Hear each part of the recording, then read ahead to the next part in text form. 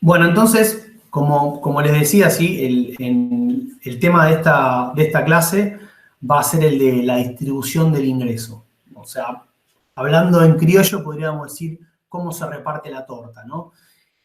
Y vamos a ver que esto es sumamente importante, primero por cuestiones vinculadas con las cosas que nosotros creemos que son justas o injustas, pero además porque esto después vamos a ver que puede afectar para bien o para mal el desempeño económico, ¿sí? Cómo se comporta la economía a nivel general, ¿está bien?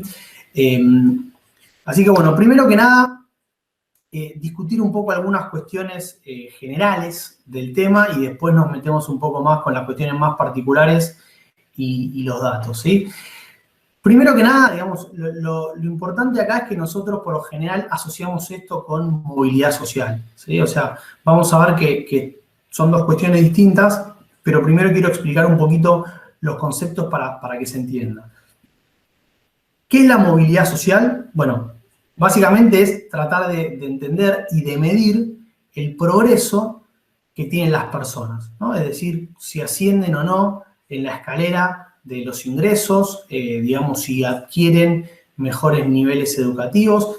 En realidad, digamos, el concepto general es el de si mejoran su calidad de vida, ¿no? Porque en realidad la cuestión de tener más plata no asegura necesariamente mejor calidad de vida. Pero bueno, digamos que para la parte empírica y de mediciones siempre es más sencillo hablar solamente de ingresos, pero bueno, es importante la aclaración porque en realidad nosotros lo que estamos pensando es en mejorar la calidad de vida de toda la población, ¿sí?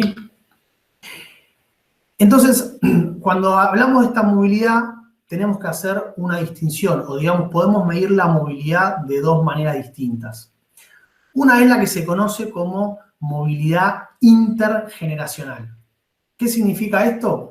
Comparar el ingreso de las personas en la actualidad en relación a sus padres, ¿sí? O sea, comparar entre dos generaciones, a ver si los hijos hoy, por ejemplo, digamos, si nosotros hoy estamos mejor o no que nuestros padres. Esto, por lo general, insisto, en términos de ingreso, en términos de nivel educativo, pero en realidad básicamente lo que nosotros estamos preguntando es si nuestra calidad de vida es mejor que la de nuestros padres. Y eso se conoce como movilidad intergeneracional. Pero a su vez tenemos otro tipo de movilidad que también nos va a interesar mucho, que es la movilidad intrageneracional. Es decir, dónde estamos ubicados, ¿no?, nosotros en la distribución del ingreso actual del país, ¿sí? Si nosotros estamos en el estrato más alto, estamos en el estrato medio, estamos en el estrato más bajo, y fíjense que ahí entonces la comparación es en relación al resto de las personas, ¿sí? No contra la generación anterior, no contra nuestros padres, sino contra el resto de las personas. Y ahí precisamente es donde aparece esta cuestión de cómo se distribuye el ingreso, ¿sí? Otra cuestión que es bastante importante y que también está muy vinculada con lo que vimos anteriormente en términos de el aumento del PBI, es que hay que distinguir entre lo que es la movilidad absoluta y la movilidad relativa, ¿sí? ¿Qué significa esto? Bueno, cuando las economías crecen, ya vimos que eso implica un aumento del total de los ingresos, ¿sí? Y por lo tanto, ese aumento total de los ingresos, por lo general, viene asociado con una mejor calidad de vida para toda la población. Entonces, ¿qué significa esto? Que si yo comparo, por ejemplo, contra la calidad de vida de nuestros padres, seguramente nuestra calidad de vida sea mejor, ¿sí? Básicamente, ¿por qué? Bueno, porque si la economía creció en estos 30 o 40 años, eso implica mayores ingresos y por lo tanto que el piso, ¿no?, de calidad de vida o el piso de los ingresos mejoró respecto de nuestros antepasados. Pero de nuevo, eso es una manera de mirarlo, ¿no? La otra que me interesa es si a su vez, por más de que haya mejorado el piso de los ingresos de Argentina, ¿qué está pasando con la movilidad relativa? ¿Sí? ¿Qué está pasando con el techo o con el resto de los ingresos de la población? Porque tranquilamente puede suceder que el piso vaya creciendo con el tiempo, pero que la sociedad se vuelva cada vez más inequitativa. ¿Por qué? Y bueno, porque los de arriba, los ingresos más altos, ganan cada vez más que los de abajo. Entonces, las economías crecen, todos mejoramos, el tema es que algunos puede ser que mejoren más que otros. Y si justamente los que mejoran más son los que están más arriba, eso lleva a inequidades o a desigualdades en la distribución del ingreso, ¿sí? Por eso es que es importante entender esta diferencia entre movilidad absoluta y movilidad relativa. Por lo general, cuando las economías crecen, hay movilidad absoluta, y lo que justamente nos queremos preguntar en esta clase es qué pasa con la movilidad relativa, ¿sí?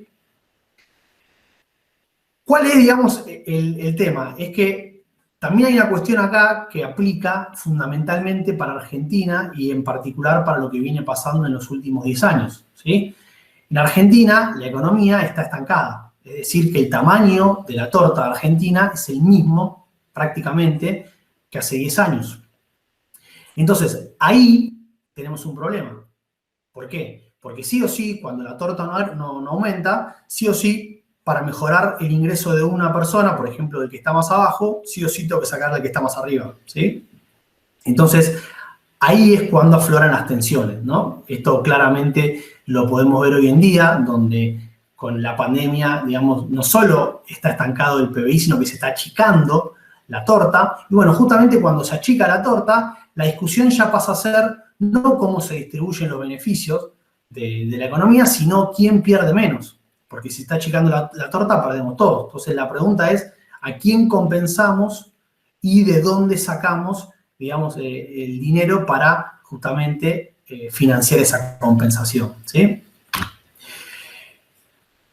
La otra cuestión que vamos a ver también, sobre todo más adelante, es que uno asocia la movilidad con el tema de igualar las oportunidades, ¿no? Uno diría, bueno, si hay mayor movilidad, implica que hay mayor posibilidad de ascender en la escala social, ¿sí? Y eso implica que tenemos todos, de alguna manera, las mismas oportunidades y que, podríamos decir, gana el mejor, ¿no?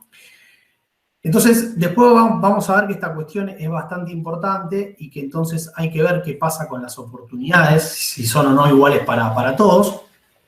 Pero también a veces hay que entender que no siempre, digamos, una mayor movilidad es algo positivo, ¿sí?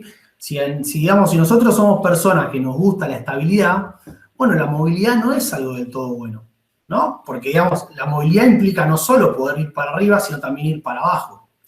Entonces podríamos decir que, digamos, tiene que haber movilidad, pero tampoco tiene que haber una movilidad total. Como de la misma manera uno podría decir, tampoco tiene que haber un estancamiento total, ¿sí? Y después vamos a ver que en diferentes sociedades eso se comporta de distintas maneras. Entonces, arranquemos por analizar la distribución del ingreso, ¿no? Es decir, cómo se distribuye actualmente el ingreso en los países. Y ahí entonces, lo que les comentaba es que en este caso el tipo de distribución que vamos a estar analizando es el que se conoce como la distribución personal del ingreso.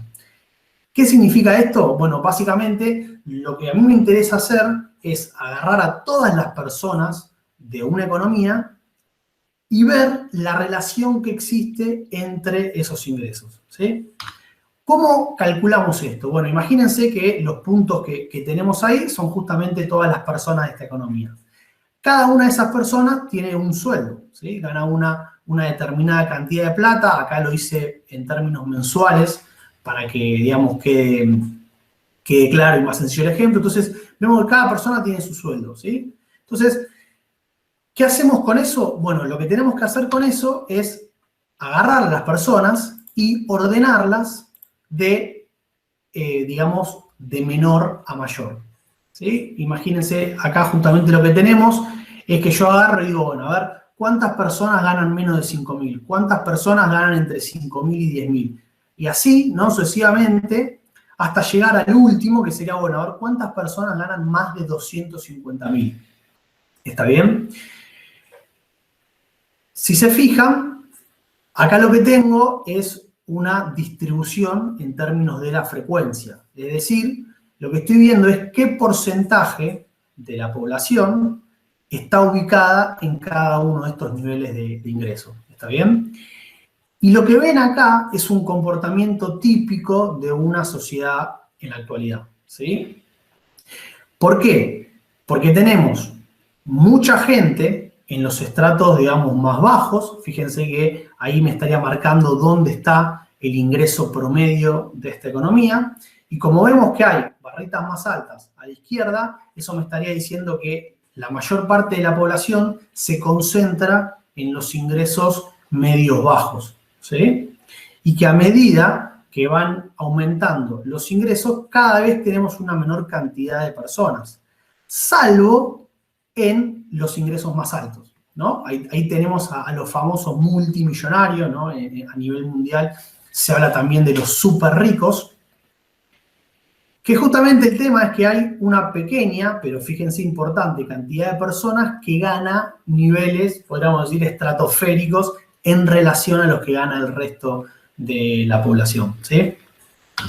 Entonces, una vez que tenemos esta distribución de los ingresos, lo que por lo general se hace es repartirlos en partes iguales en términos de a 10%. De ahí el nombre de deciles, ¿sí? Que es una palabrita que van a escuchar bastante cuando hablamos de la distribución personal del ingreso. O sea, yo agarro y digo, bueno, a ver, divido al total de la población, imagínense que estamos pensando en 50 millones de personas, ¿no? Entonces digo, bueno, a ver, ¿dónde están las primeras 5 millones de personas? Es decir, el 10% más pobre del país. Bueno, lo identifico ahí, ¿sí? Entonces digo, el 10% más pobre del país gana menos de 10.000. Me muevo un poquito más, digo, bueno, a ver dónde está el segundo 10% más pobre del país, o sea, las segundas 5 millones de personas, y me fijo que están entre 15.000 y 20.000, ¿sí? De esa manera, lo que obtengo es a toda la población dividida en deciles, desde lo que se conoce como el decil más pobre o el decil de menor ingreso hasta el decil de mayor ingreso, ¿sí? Y fíjense que lo que tendría acá, esto es el dato oficial del INDEC para el primer trimestre de 2020, lo que tendría acá es el ingreso promedio que tiene la población en cada uno de estos deciles. Entonces uno, por ejemplo, podría ver dónde está ubicado cada uno. De todas maneras, en Argentina es bastante difícil de medir esto, ¿sí? Piensen que hay, digamos, la gente trata de no decir cuánto gana, cuanto uno gana más plata, digamos, más trata de evitarlo. Hay gente que evade, entonces al evadir uno no puede expresar correctamente el ingreso. Y después también, esto es, digamos, lo explico simplemente para que se entienda que estos números no son del todo, o no reflejan del todo la realidad. ¿Sí? Uno podría decir, che, pero la persona más pobre de Argentina gana 2.800 pesos, y no. El tema es que cuando se hacen estas mediciones, hay personas que quizás tienen algún tipo de ingreso muy pequeño y automáticamente eso lo contabilizan, pero eso probablemente no implique que sea su único ingreso, ¿sí? Ahora igual después les voy a mostrar un gráfico que refleja un poquito mejor la distribución, ¿está bien? Pero bueno, obviamente lo que se puede ver es que a medida que vamos aumentando en los deciles, tenemos ingresos más altos y que justamente el salto más importante se da en el último decil, ¿sí? De nuevo, punto importante, entender que el promedio no me está diciendo que todas las personas dentro de ese decil ganen eso, ¿sí? Recuerden que justamente lo que me está diciendo es que dentro del último decil, por ejemplo, hay un montón de personas que ganan quizás 200, 300 mil pesos por mes. Pero como también hay muchas otras que ganan 50, 60 mil pesos, bueno, el promedio de toda esa gente, de esos 5 millones de personas, por así decirlo, que están ahí adentro, es de 64.000. ¿Sí? Pero si yo agarro, no sé, a la persona más rica del país, y esa persona seguramente gane 3 o 4 millones por mes. ¿Está bien? O sea que a veces el promedio, digamos, esconde todavía de alguna manera las inequidades que son más grandes. Otra manera de mostrar exactamente lo mismo que el gráfico anterior es a partir del porcentaje del total de los ingresos que cada uno de los deciles se apropia, ¿no? Una manera de ver esto es decir, bueno, mirá, fíjate que el 10% más rico de la población argentina se lleva el 32% del total de ingresos, ¿no? Esto justamente me estaría mostrando cómo se reparte la torta. Y acá uno lo que estaría también viendo es qué tan inequitativa es una sociedad. Por ejemplo, lo que uno podría decir es, mirá, Entre el 10% más pobre del país y el 10% más rico hay una diferencia de 30 veces, ¿sí? Una persona del estrato más rico del país gana 30 veces más o se apropia de 30 veces más del ingreso que lo que hace una persona más pobre. Esto, como decíamos antes, se va midiendo todo el tiempo y entonces de esa manera yo puedo saber si la sociedad se está volviendo más equitativa o más inequitativa, ¿sí? Si la brecha entre los ingresos se va agrandando, eso implica que la sociedad se vuelve más inequitativa, y si en cambio se va achicando, eso significa que se está volviendo más equitativa, ¿sí? Cuestión importante, uno puede decir, bueno, hagamos que sea totalmente equitativa, y no, vamos a ver que, digamos, después esta cuestión la vamos a discutir, ¿sí? Porque hay diferencias que permiten explicar diferentes sueldos, ¿no? Una persona muy talentosa como Messi no debería ganar lo mismo que una persona que no quiere trabajar, por ejemplo, ¿sí? Pongo el ejemplo extremo para que quede claro. También cierta diferencia en los ingresos tiene que haber. Ahora, el punto es hasta dónde esa diferencia se explica por las cualidades de las personas o hay por detrás otros factores que hacen que esa inequidad sea un problema o que sea algo injusto.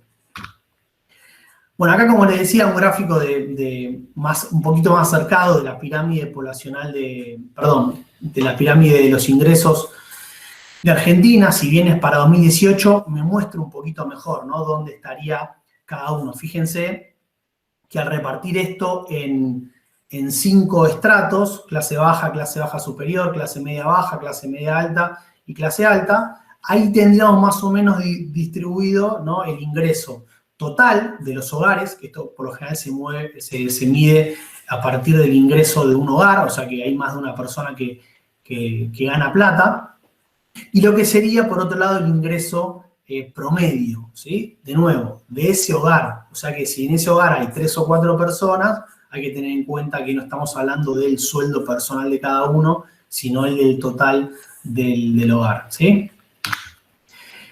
Entonces, bueno, la pregunta justamente que nos tenemos que hacer es ¿de qué depende esta distribución del ingreso? ¿Sí? O sea, básicamente, ¿qué es lo que explica o cuáles son las causas que están por detrás? Que una persona esté ubicada en el estrato o en el decil más pobre o que una persona esté ubicada en el decil más rico. Y acá una primera cuestión que cuando la razonamos es bastante lógica, pero que por lo general no está tan bien explicada, ¿no? En los medios, sobre todo cuando salen estas discusiones, es que en buena medida, donde nosotros estemos parados en esta distribución del ingreso, es decir, si estemos en el estrato más rico o en el estrato más pobre, ¿sí? Depende fundamentalmente de cuestiones que no están en nuestro control, ¿sí? Cuestiones que son pura y exclusivamente vinculadas con el azar o con la suerte. La primera es en el país, ¿no? Digamos, si uno piensa, no en términos de dónde estoy parado dentro de la distribución del ingreso de Argentina, sino a nivel mundial, bueno, mis chances de que me vaya mejor son mucho más altas si yo nací en Suecia, en Australia o en Finlandia, que si yo nací en el Congo, en Argentina o en Honduras. ¿Está bien? Y eso claramente es una cuestión azarosa.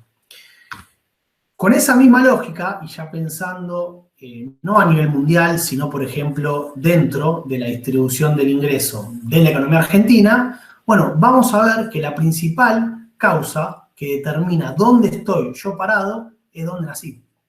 De nuevo, una cuestión completamente azarosa, suerte, ¿sí? Básicamente lo que estamos diciendo es eso.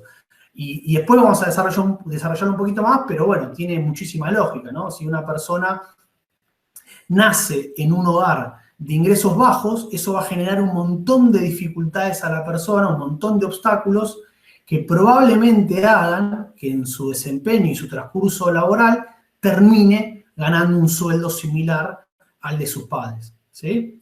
De la misma manera, una persona que nace en el decil más alto, en el decil más rico, bueno, probablemente ninguno de esos obstáculos aparezca y por lo tanto pueda ganar un sueldo elevado al igual que lo hacía en sus padres. ¿Bien? Otra cuestión también vinculada con el azar, que es muy importante y que por suerte se está discutiendo mucho más hoy en día que hace unos años, es que también depende si sos hombre o mujer. ¿Sí? El promedio, el sueldo promedio de un hombre para cualquier tipo de trabajo es más alto que el promedio del sueldo de una mujer. Entonces, ya si sos mujer, arrancás también un peldaño por detrás. ¿Sí? Otra cuestión que vamos a ver que también es muy importante es el nivel educativo que uno alcanza.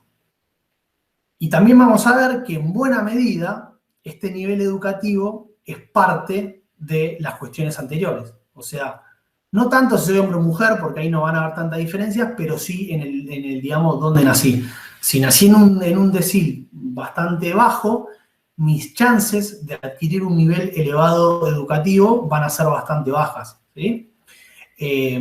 Desde ya, y esto lo vamos también a discutir más adelante, con esto no estamos diciendo que nosotros estamos determinados, ¿no? Que sí o sí vamos a terminar el mismo ingreso y el mismo nivel educativo que nuestros padres. Porque justamente después aparecen las diferencias entre las personas, ¿no? Justamente ahí lo que aparece es esta cualidad, que es el esfuerzo, la perseverancia o la palabra mérito, que tanto escuchamos hoy en día, donde justamente, digamos, estas cuestiones existen y hacen que algunas personas puedan superar, ¿no?, el nivel de los padres por ese esfuerzo, esa perseverancia y ese mérito propio, y romper con esta lógica de que todo depende del lugar donde nací, del ingreso de mis padres, de la educación de mis padres, ¿sí? Pero bueno, también vamos a ver que lamentablemente en gran medida no depende de estas cuestiones que son personales, sino que dependen justamente de las cuestiones azarosas, fundamentalmente de dónde nací, ¿sí? Y obviamente que una cuestión importante que pueda alterar esta distribución es el Estado, ¿está bien? Esto lo vamos a ver al final de la clase, pero digamos que el Estado es como que aparece después a tratar de corregir las inequidades que surgen de la evolución propia del mercado. Bien, entonces, lo que decíamos un poquito recién es, bueno, ¿cómo sabemos, ¿no?, que es tan importante el tema del azar? El tema de que lo más importante termina siendo dónde nacimos. Bueno, justamente esto se puede medir, ¿sí?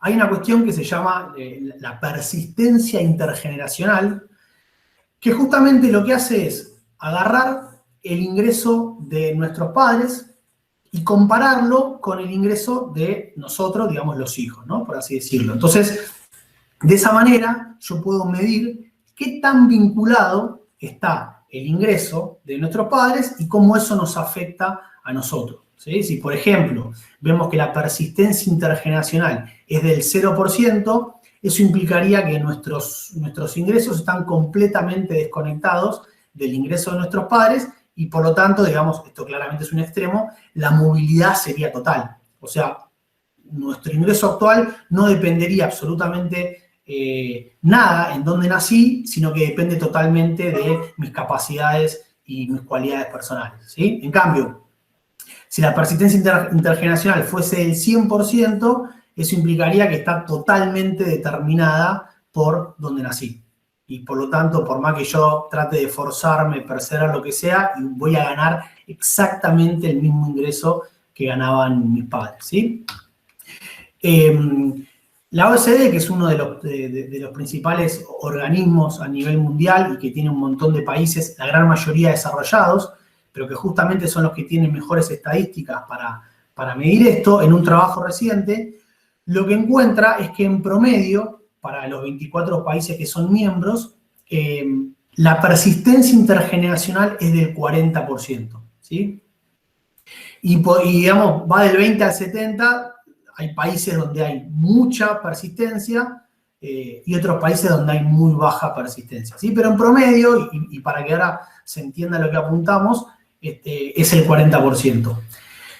¿Qué significa este 40%? ¿Sí? Hagamos un ejercicio mental muy sencillo. Imaginémonos dos personas exactamente idénticas, ¿sí? Imaginémonos que podemos replicar a una persona, duplicarla, ¿no? Y la podemos hacer exactamente igual, con todas sus características personales exactamente idénticas. Y la diferencia es que una nace en una familia donde los padres ganan, por ejemplo, el doble de lo que gana la otra, ¿no? A una de esas personas los padres ganan 100.000 pesos y en otro caso, la otra familia, los padres ganan 50.000 pesos. ¿Qué significa esta persistencia del 40%? Bueno, que justamente al mirar el sueldo que van a tener esos dos hijos, o esas dos personas, perdón, no dos hijos, esas dos personas que estamos comparando, la brecha va a ser del 40%, ¿sí? No va a ser del 100%, como era la de los padres, pero va a ser del 40%. Entonces, fíjense que por más que tengamos dos personas exactamente iguales, que uno lo que diría es, bueno, si son exactamente iguales, deberían ganar lo mismo y tener las mismas posibilidades, por el simple hecho de haber nacido en un hogar donde los padres ganaban el doble, bueno, eso ya me arrastra y me genera que en esas dos personas la brecha salarial va a ser como mínimo del 40%. ¿Sí? Después la diferencia restante va a depender justamente, y por eso hice el ejercicio mental, va a depender de las cualidades de la persona. ¿Sí? Si una persona después se esfuerza más que la otra, va a tener después una correspondencia en el ingreso. Pero fíjense que solamente por el hecho de haber nacido en un hogar de menores ingresos, yo ya tengo una gran parte, ¿no?, de probabilidad de cuál va a ser mi sueldo determinada por eso y no justamente determinada por mis cualidades personales. ¿Está bien?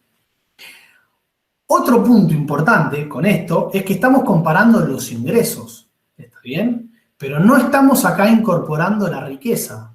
Nosotros sabemos y tenemos muy en claro que la riqueza se hereda. Entonces, además de esa diferencia de ingresos, cuando los padres le pasen la herencia a los hijos, bueno, eso va a ser todavía más grande la diferencia. ¿Sí? Digamos que, imagínense que los padres se mueren, bueno, cuando los padres se mueren sabemos que la herencia, es decir, toda la riqueza que los padres generaron, la casa, no sé, la renta que tengan, etcétera, etcétera, eso se traslada a los hijos y por lo tanto la diferencia que ya había en términos de ingreso se acrecienta todavía más en términos de riqueza. ¿Sí? Entonces, digamos, básicamente este es un factor muy importante y que se ve en todos los países, en mayor o menor medida, pero digamos, no hay ninguna duda que el tema de dónde uno nace es uno de los principales factores que determina dónde uno hoy está parado en la distribución del ingreso. ¿Sí? Acá justamente lo que les pongo un gráfico es que esto lo que me muestra es, a partir del ejemplo anterior, ¿no?, de esta persistencia, ¿cuántas generaciones serían necesarias para lograr reducir esa brecha de ingresos? ¿No? Digamos, ya vimos que de una generación a la otra, por el hecho de que, digamos, haya un arrastre o un traslado, por lo que pasa con los padres a los hijos, tenemos que la brecha baja del 100 al 40%. ¿Sí? Entonces uno podría decir, bueno, entonces no es tan grave, porque a la generación siguiente la brecha va a ser todavía más chiquita, y en lugar del 40 va a ser del 16, y después va a ser, ¿sí? O sea, ¿el punto cuál es? Bueno, que por ejemplo, en Argentina, que tenemos ese dato, tardarían 6 generaciones en desaparecer la brecha, ¿no?, de ingresos solamente por el factor de donde uno nace. ¿Está bien? Y pensemos que en el medio pueden pasar un montón de cosas, pero imaginemos que no pasara nada, recién a la 6ª generación tendríamos una igualdad, por así decirlo, de competencia y de salarios en relación a lo que pasó con 6 generaciones atrás. ¿Sí? O sea que en buena medida también podemos decir dónde estamos nosotros hoy parados. No depende solamente de lo que pasó con nuestros padres, sino lo que pasó con nuestros abuelos y con nuestros tatarabuelos. ¿Sí? Y básicamente esta cuestión, insisto, también es bastante evidente porque la riqueza se traslada en el tiempo. Entonces, hoy, por ejemplo, podemos encontrar que las familias más ricas de la economía argentina son los apellidos más históricos, ¿sí? Son los apellidos que primero vinieron al país y que, por ejemplo, obtuvieron la mayor cantidad de tierras, estamos hablando de 1820. ¿Sí? Bueno, justamente esa solamente el hecho de que en 1820 yo pude apropiarme de una cierta cantidad de tierra sumamente productiva, hace que todavía hoy esas familias sigan siendo o se sigan ubicando dentro del decil más rico de la economía argentina, ¿sí? Todavía esto, digamos, se puede empeorar un poquito más, ¿no? Siempre se puede estar ser un poquito más pesimista. ¿Por qué? Porque a su vez yo puedo analizar la desigualdad y mirar la desigualdad de la desigualdad, ¿sí? ¿Qué significa esto? Bueno, a mí me interesaría ver qué pasa con el 50% más pobre del país, ¿no? Con los primeros 5 deciles. Y me interesaría ver cuál es la probabilidad que esas personas tienen de poder mejorar en la distribución del ingreso, ¿sí? Ahora, ¿cuál es el tema? Que cuando analizamos a esa parte de la población, también vemos que hay una desigualdad en el sentido de que cuanto más abajo estoy en la distribución del ingreso, es decir, comparemos, por ejemplo, el decil 1 con el decil 4, ¿sí? Las chances de los hijos de esas dos familias tampoco son las mismas, ¿sí? La persona que se encuentra en el decil 4 tiene más chances de pegar un salto y de mejorar la distribución del ingreso que las chances que tiene la familia o la persona dentro del decil número 1. ¿Por qué es esto? Bueno, de nuevo, porque la misma lógica que antes, ¿no? Cuanto más abajo arranco, más son las dificultades que tengo para poder progresar. Piensen, por ejemplo, que si, no sé, una familia que se encuentra por debajo del nivel de pobreza, bueno, probablemente ni siquiera tenga la plata suficiente para poder alimentar correctamente a los hijos, ¿sí? Si los hijos no se pueden alimentar correctamente, ya sabemos que eso genera después problemas en términos también educativos, porque ese problema de nutrición implica que después le cueste más prestar atención, le cueste más estudiar, ¿sí?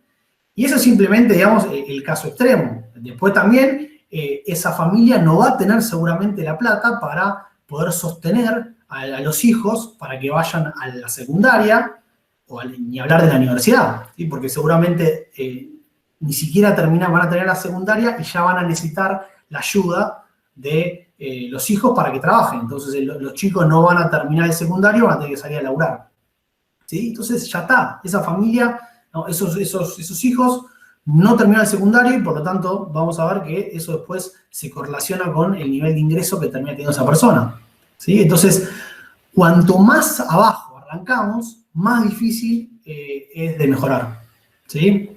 Y una cuestión que también es importante, es que obviamente cuanto más arriba estamos, más difícil es de bajar, ¿sí? O sea, también la cuestión es que si uno nace en los deciles más altos, bueno, es muy difícil que esa persona después baje. ¿Por qué? Bueno, por todo lo contrario al anterior, porque ya nace y tiene, digamos, una alimentación adecuada, va a la mejor escuela, después va a la mejor universidad, no tiene ningún obstáculo que le impida estudiar, salvo obviamente cuestiones personales, que hagan que no sea inteligente, que sea vago, que no se esfuerce, pero digamos, tiene todos esos beneficios para que probablemente pueda terminar la universidad en un buen nivel educativo y que eso la lleve a tener un buen sueldo, ¿sí? Y ni hablar de un factor adicional que es la de la red de contacto. Cuanto uno más arriba está en la distribución del ingreso, mayores son las redes de contacto de nuestros padres y por lo tanto también las posibilidades de conseguir mejor trabajo, ¿sí? Entonces todo esto genera cada vez, digamos, mayores dificultades para quien está más abajo de progresar y a su vez para el que está más arriba de bajar, ¿sí? Acá justamente una estadística también del trabajo que les mencionaba de la AUDE, ¿sí? Lo que hace en este caso es comparar luego de 9 años a las personas y ver cuántas son las chances de haber mejorado, ¿no? De haber crecido, y cuántas son las chances de haberse mantenido en el mismo quintil, en este caso no decil, sino quintil, o sea que tenemos a la población dividida en términos de 20%. ¿Y cuáles son las chances de haber bajado? ¿Sí? Entonces, si se fijan, los que tienen menos chance de progresar, o a su vez menos chance de bajar, son los dos extremos. Fíjense que el quintil más rico, después de 9 años, las chances de haberse mantenido en el estrato más rico son del 60%. ¿Sí? Por no haber hecho nada, simplemente por haber estado ahí, a los 9 años, lo más probable es que siga estando ahí. Por más de que esa persona se avaga, no se esfuerce, etcétera, etcétera. ¿Sí? Y por el contrario, las chances de una persona del estrato más bajo de poder crecer, ¿sí?, no llegan al 70%. ¿Sí? O sea que uno podría decir, fíjate que las chances de quedarse son del 40%. O sea, las barritas grises son más grandes en los dos extremos. Y fíjense que lo que tienen mayor posibilidad de moverse, ya sea para arriba o para abajo, son los ingresos medios altos y medios bajos. O sea, el quintil 2, el 3 y el 4. ¿Sí? Ahora la pregunta que uno podría hacerse es, bueno, entonces ya está, estoy condenado al éxito o al fracaso solamente dependiendo del lugar donde nací. Bueno, la respuesta es que no. ¿Sí? Justamente la educación es el principal vehículo que tienen las personas para poder escalar o para poder moverse en esta distribución del ingreso. ¿Sí? Digamos, ahí lo que están viendo son estadísticas para Argentina, un poquito viejas, porque no hay tantos trabajos sobre el tema, pero hay algo que es evidente y que justamente es lo que están mostrando estos gráficos, es que a mayor nivel educativo, mayor es la probabilidad de tener un sueldo más elevado y mayor es la probabilidad de tener un mejor empleo, ¿sí? En términos de calidad, en términos de tener un empleo en blanco, con mejores beneficios, ¿sí? Entonces, justamente es, bueno, por más de que yo haya nacido en el hogar más pobre de Argentina, si yo lograra llegar a la universidad y terminarla y obtener un título, bueno, seguramente eso va a implicar un salto fenomenal respecto de las condiciones de vida de mis padres, ¿sí? De nuevo, el gran problema que tiene esto es que vemos que es muy difícil, ¿sí? Porque lo que vemos es que en la mayoría de los casos influye muchísimo la educación de nuestros padres para ver cuál es el máximo nivel de educación que adquirimos nosotros, ¿sí? Esto también es bastante intuitivo. Si uno nace en un hogar donde los padres, por ejemplo, no terminaron el secundario, bueno, primero con todas las dificultades económicas que están vinculadas con eso, pero también hay un hecho de que probablemente los padres, al no haberlo terminado, no aprecien tanto, ¿no?, la importancia que tiene tratar de lograr que los hijos terminen la universidad. ¿Sí? No estoy diciendo que esto sea para todos, pero digamos, está esto. Y de la manera contraria, justamente, unos padres que terminaron la universidad y que saben la importancia que eso tiene, van a tratar de lograr por todos los medios posibles que sus hijos vayan a la universidad. ¿Sí? Entonces, justamente, está siempre el factor de la perseverancia y del mérito y del esfuerzo personal, pero en buena medida los resultados dependen de lo que sucedió con nuestros padres. ¿Sí? Fíjense que la probabilidad de terminar la universidad es de más del 60% para una persona cuyo padre o madre la terminó. Fíjense que lo que hay que hacer es sumar la probabilidad de la universidad o la probabilidad de tener una maestría, porque si esa persona no terminó la maestría es porque justamente terminó la universidad. Y en cambio, esa probabilidad se reduce solamente al 12% en los casos donde los padres no terminaron el secundario, ¿sí? O sea, de nuevo, podemos tener dos personas exactamente iguales en términos de su capacidad, de su esfuerzo personal, del mérito, pero si esa persona nació en un hogar donde los padres no terminaron el secundario, las chances de llegar son infinitamente menores, ¿sí?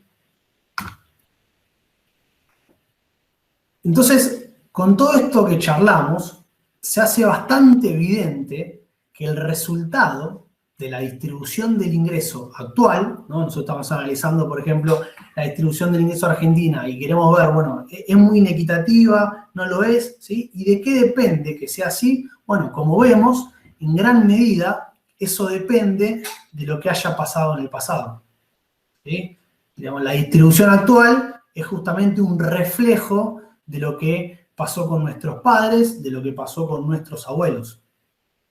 Y justamente el tema acá de fondo es que cuanto mayor sea la movilidad, y acá justamente vamos a asociar y vamos a utilizar como sinónimos, porque así se los conoce, movilidad con igualdad de oportunidades. O sea, cuanto más iguales sean las oportunidades para todos nosotros de poder progresar, ¿no? Mayor es la movilidad. Y cuanto mayor es la movilidad, bueno, mayor es la probabilidad de que hoy, en la actualidad, la sociedad sea menos inequitativa, ¿sí? Por el contrario, bueno, cuanto más difícil sea moverse en la escala social, es decir, cuanto más baja sea la igualdad de oportunidades entre las diferentes personas de los estratos más altos y los estratos más bajos, bueno, más probable es que hoy la sociedad sea muy inequitativa. ¿Está bien?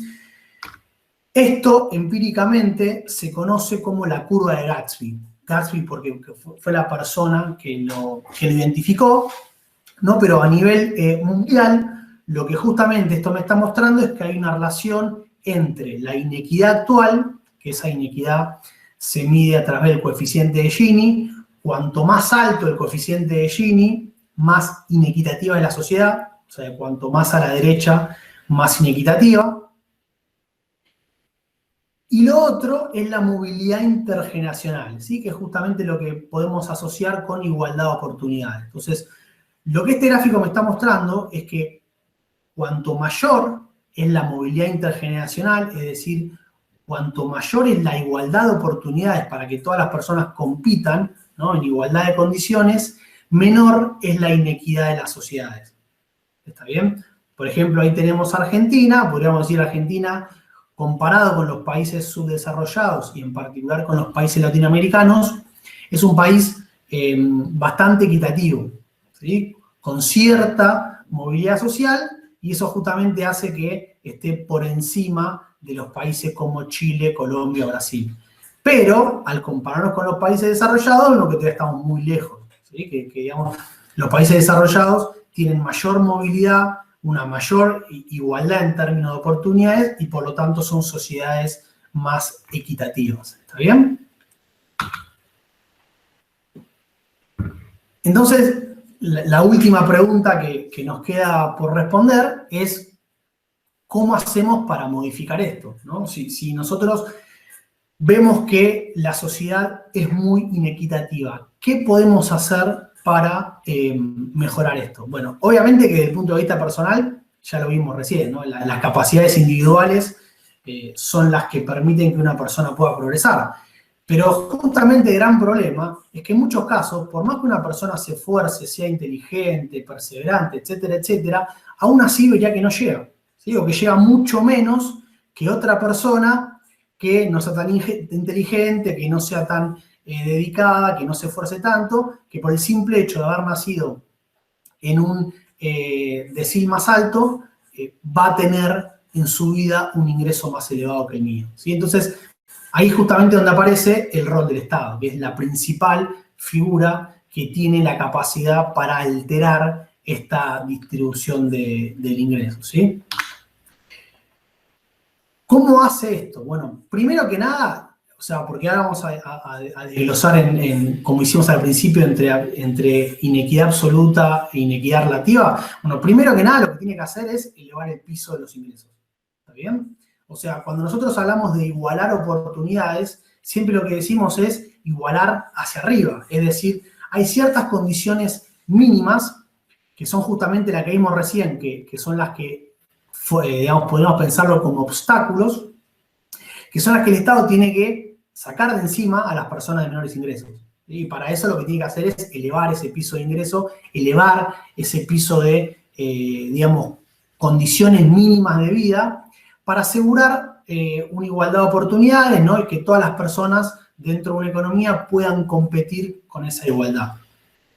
Para eso, entonces decíamos, primero que nada, y lo más importante es elevar el piso.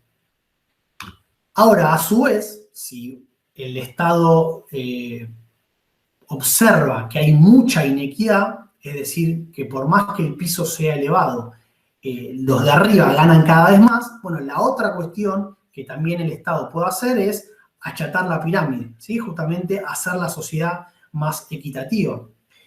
¿Y todo esto por qué? Bueno, justamente porque lo que esto me va a permitir es que, digamos, no solo mejoremos lo que está pasando en la economía actual, es decir, no solo estamos haciendo más equitativa la sociedad actual, sino que también estamos haciendo más equitativa la sociedad del futuro, ¿sí? Al reducir la inequidad actual, lo que estamos haciendo es darle mejores oportunidades a las generaciones que vienen más adelante. ¿Está bien? Entonces, por eso es que es tan importante el tema de la distribución del ingreso, ¿sí?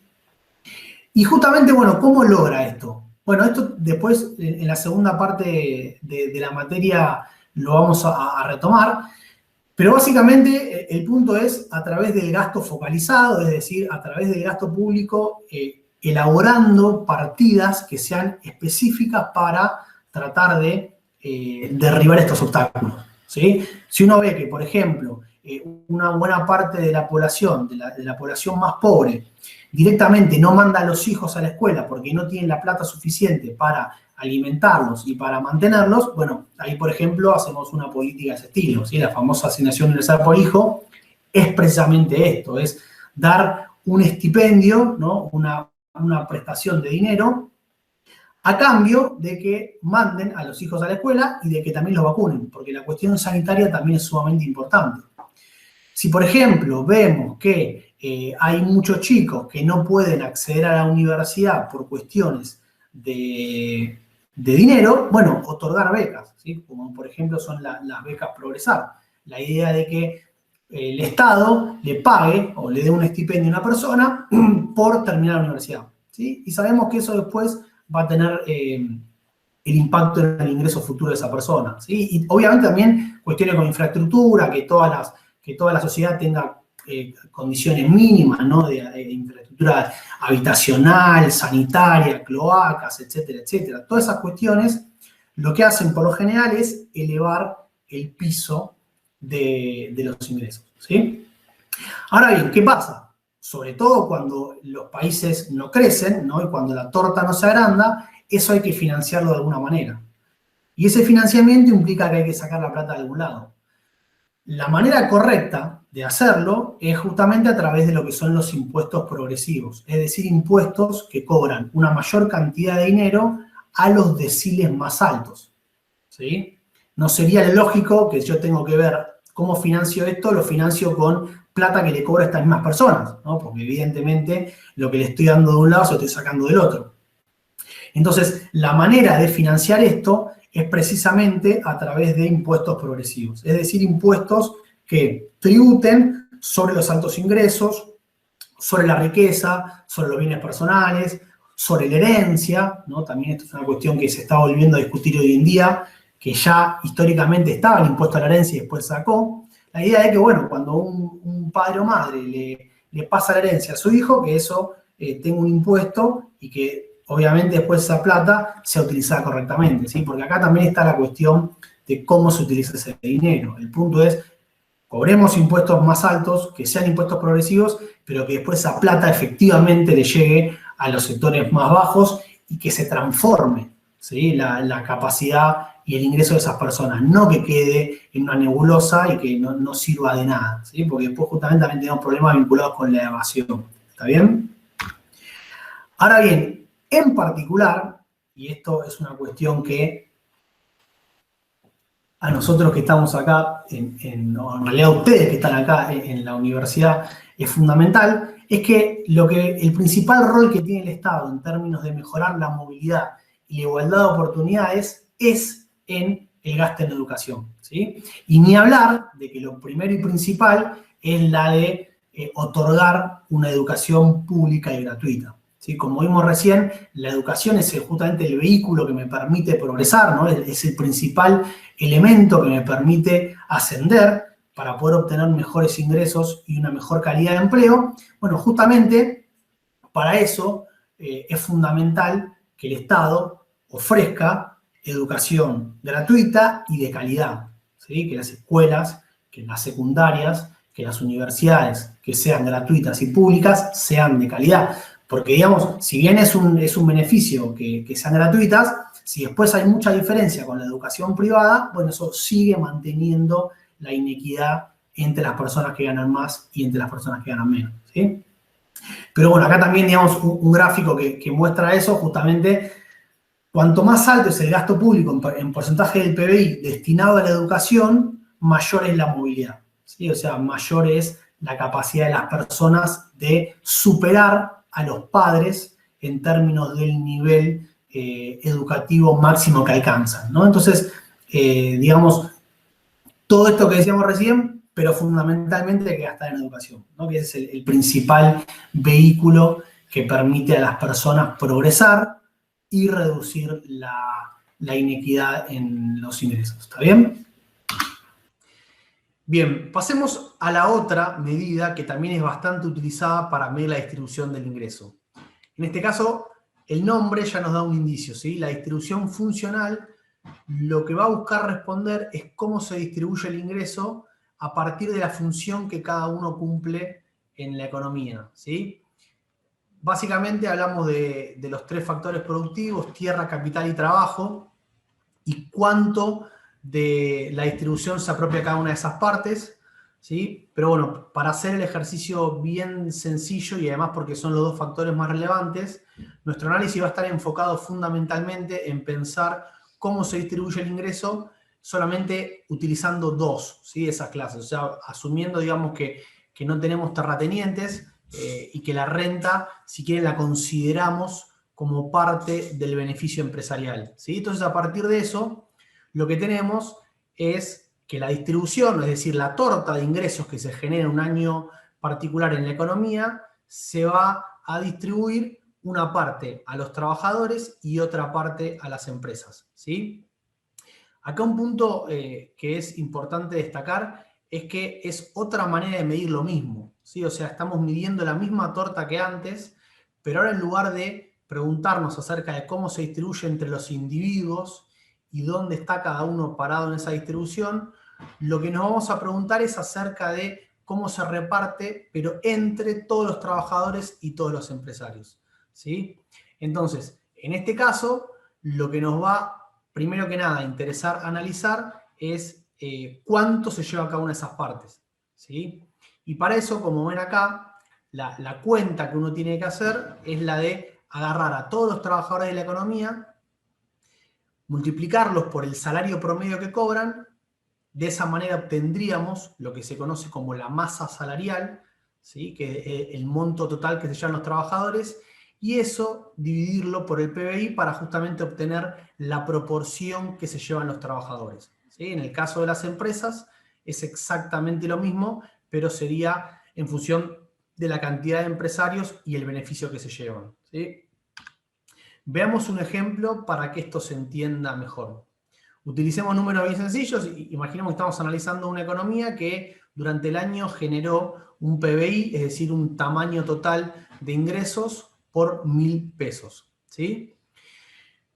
Y fíjense que lo que esto me está mostrando es que esos 1.000 pesos se distribuyeron 40% para los trabajadores y 60% para las empresas. ¿Cómo obtengo ese resultado? Bueno, en este ejemplo bien sencillo, imaginemos que tenemos 10 trabajadores que cada uno cobra en promedio 40 pesos, por lo tanto, la masa salarial es de 400 pesos. Y si yo hago 400 dividido 10.000, ¿no? Ese porcentaje me da que el 40% del total que genera la economía es apropiado por los trabajadores. Si voy al otro lado, lo que veo es que tengo en este caso dos empresas, que cada uno de esos empresarios se lleva 300 pesos de beneficio en promedio, y por lo tanto el beneficio total es de 600. Y de ahí obtengo que el 60% del ingreso se lo apropian las empresas, ¿sí? Un punto muy importante que hay que tener en cuenta en estos casos es que siempre del lado de los trabajadores vamos a tener más personas que del lado de las empresas, ¿sí? Algo que es bastante evidente porque por cada empresa tenemos siempre un montón de trabajadores. Eso me lleva también a una segunda conclusión que es muy importante, que es que hay que tener en cuenta este detalle a la hora de analizar la inequidad o no de una sociedad. En este caso uno podría decir, bueno, mirá, 40% para los trabajadores, 60% para las empresas, no parece algo demasiado inequitativo en la distribución, pero cuando uno después se da cuenta que hay muchos más trabajadores en la economía que empresarios, lo que vemos es que ahí sí se observa una inequidad bastante importante, ¿sí? Si nosotros comparamos justamente lo que se lleva cada trabajador en función de lo que se lleva cada empresa, bueno, la diferencia se hace mucho más grande, ¿sí? Eso es una cuestión que hay que tener en cuenta, que es simple matemática, pero que bueno, aún en una distribución 50%, 50%, ¿sí? Donde cada uno se lleva la mitad, igual obviamente tendríamos que las empresas, que el beneficio por persona o por empresario es mucho mayor que el salario promedio, ¿sí? ¿Qué otra cosa podemos analizar acá? Bueno, cómo por ejemplo se podría modificar esta distribución, ¿sí? Fíjense, es bastante evidente que para que aumente la participación de los trabajadores, lo que deberíamos ver es que aumentan la cantidad de personas con empleo y o aumenta el salario por trabajador, ¿sí? Si alguna de esas dos cosas sucede, eso llevaría a una mejor participación de los trabajadores. Y por el contrario, digamos, para el lado de las empresas, si aumentan la cantidad de empresas o aumenta el beneficio que se llevan, eso mejoraría la participación del beneficio, ¿sí? Recuerden que acá, cuando nosotros medimos esta distribución, tenemos una tensión latente entre las dos partes, porque sabemos, por lo que vimos en clases anteriores, que si yo tengo una torta que está fija, es decir, si no tengo una torta que está agrandando y cada vez genera mayores ingresos, el aumento del salario de los trabajadores va a generar una reducción del beneficio de las empresas. Entonces, el incremento de la participación de unos se va a dar a costa de los otros, ¿sí? Y vemos que más adelante vamos a ver que la respuesta a eso, a ese conflicto, puede desatar problemas por el lado de los precios, ¿sí? Ya que las empresas van a buscar aumentar los precios para defenderse, ¿no? Y para recuperar esa rentabilidad perdida. Obviamente que si la torta se incrementa, es decir, si el PBI aumenta, eso genera que haya mayores ingresos para repartir y que aún teniendo la misma participación de cada lado, 40-60, lo que veríamos es que las dos partes se ven beneficiadas, ¿sí? Porque tanto el sueldo promedio como el beneficio promedio aumentarían. Esa es la cuestión bastante importante que siempre hay que tener en cuenta, que es que el conflicto o la tensión desaparece cuando la torta se agranda, porque hay más para repartir y por lo tanto ambas partes se ven beneficiadas sin que una tenga que mejorar a costa de la otra, ¿sí? Y por último, digamos, ¿cuáles son los factores que están por detrás de esto? Bueno, acá básicamente estamos pensando en términos de poder de negociación de cada una de las partes. Por el lado de las empresas, cuanto más grandes sean las empresas, cuanto más concentradas estén, ¿sí? Mayor poder de negociación y por lo tanto mayor capacidad para apropiarse de un excedente más elevado de la economía, ¿sí? Si en cambio las empresas son todas muy pequeñas, son más pymes en la economía, bueno, eso va a generar que tengan menos poder de negociación.